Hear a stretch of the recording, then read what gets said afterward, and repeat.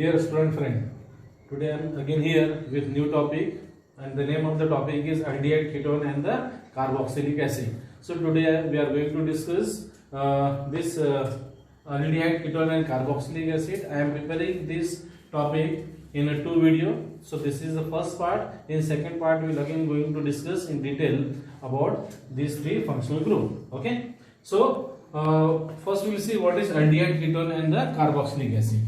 These are the compounds containing the carbon oxygen double bond. If you see, this is the carbon double bond with the oxygen and it is called as a carbonyl group. Okay. So if you see the aldehyde ketone and the carboxylic acid, they are containing the carbonyl functional group here.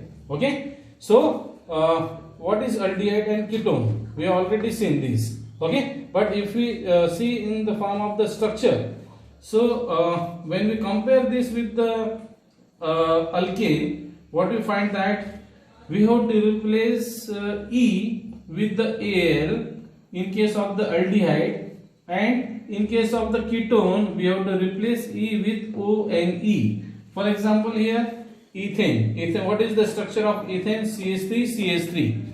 So here in this case 2H is replaced by C double bond O, and that's why we are getting the aldehyde.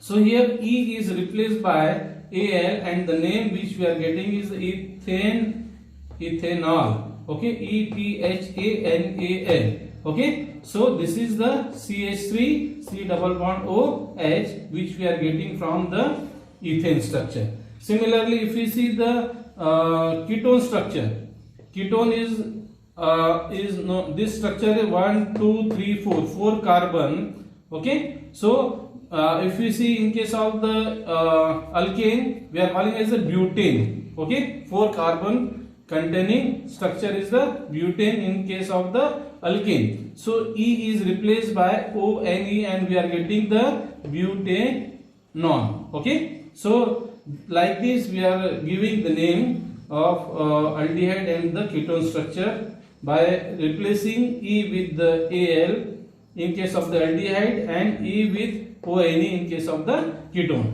So next part is the preparation of the aldehyde. The first is the oxidation of the primary alcohol. So when this primary alcohol, that is RCH2OH, when undergo the oxidation, we are getting the formation of the aldehyde. Similarly, the oxidation of the methyl benzene. So what is methyl benzene? ArCH3.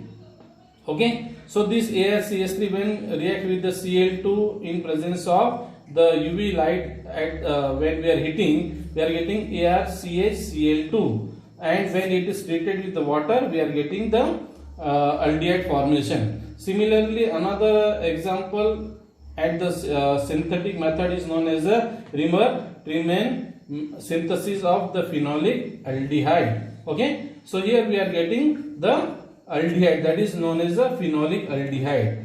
Here the structure contains the phenol, and when we are treating this with the compound where the dichlorocarbene, that is CCl2 formation is taking place, when OH is reacting with the HCCl3, we are getting the CCl2, that is known as the dichlorocarbene, and this dichlorocarbene when reacts with the phenol, we are getting the attachment of CHO.